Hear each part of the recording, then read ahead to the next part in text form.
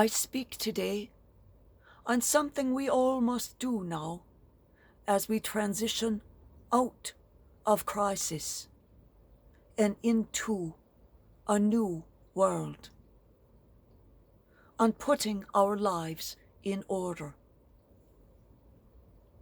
looking ahead to the future that awaits us. The Lord's time, rediscovered during this coronavirus emergency, is a source of meaning for the rest of the space of our existence.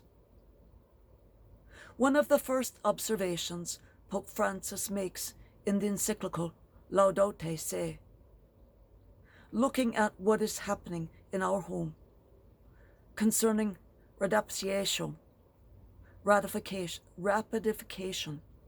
that is, the continued acceleration of changes affecting humanity and the planet, combined with a more intensified pace of life and work.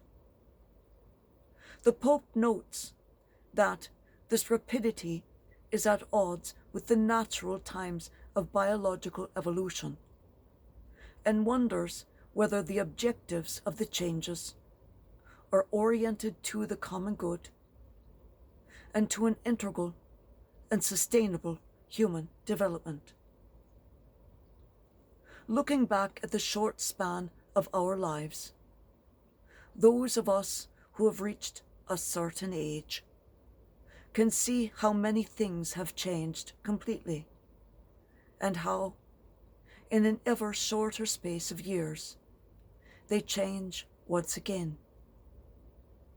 Fortunately, many things have changed for the better, such as the living conditions for the very many poor people, the possibilities for medical treatments and surgeries, free movement, education, information, and communication, better, shall we say, disposal of waste, safe water that has now reached 5 continents and 62% of the world.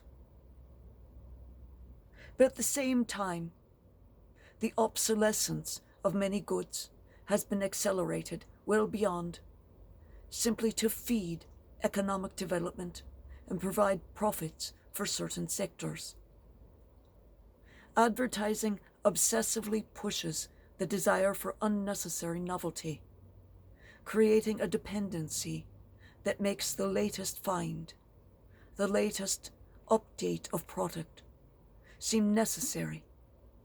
And so in many areas, the acceleration of change risks becoming an end to itself, a form of slavery rather than progress.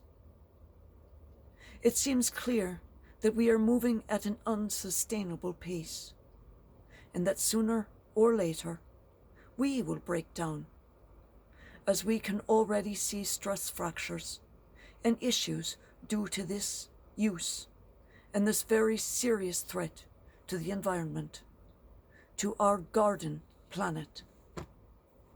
For their part, many active people, thoroughly integrated into the functioning of the modern world, are engaged in very intense rhythms of activity. At first, they often join in with passion and enthusiasm, but they soon realize the heavy price that must be paid in terms of human and family relationships, affections, and overall balance in their personal lives. Now, this increasingly accelerated course has suffered a serious shock. Economic indicators have been upset. Our plans have been turned on their heads. Meetings and trips have been cancelled. Entire lives have been short-circuited. For many people, the concept of time has been lost for the past 16 months, and they've become fully disoriented. Already, it's time.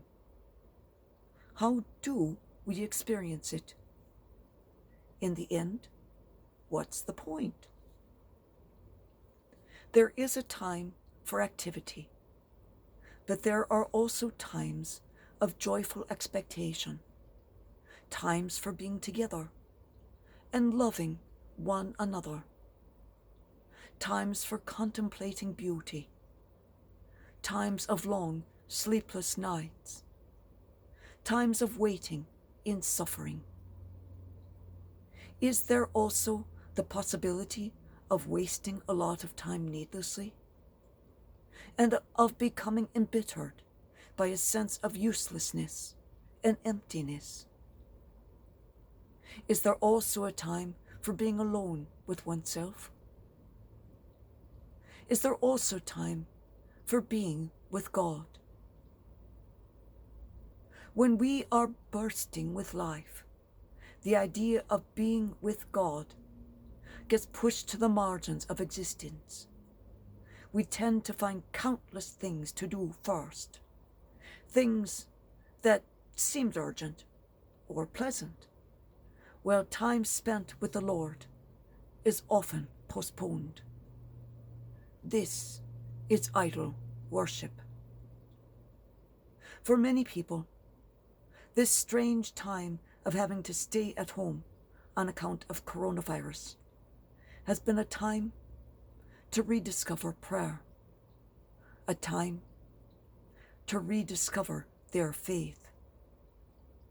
One might wonder whether the inability to go to church will negatively affect their religion and faith and the spiritual life, or if, on the other hand, it might be a time, as Jesus said to the Samaritan woman, to learn to worship the Lord in spirit and in truth, in every place, even in our homes where we are obliged to remain, and even in a time of forced inactivity. Jesus adds elsewhere, what the Spirit blows whithersoever. Faith, spirituality, and religion are different. I pray that your faith and spirituality are very strong. Religion can fall by the wayside, so long as your Christian faith and your Christian spirituality remains strong and you are centered on Christ.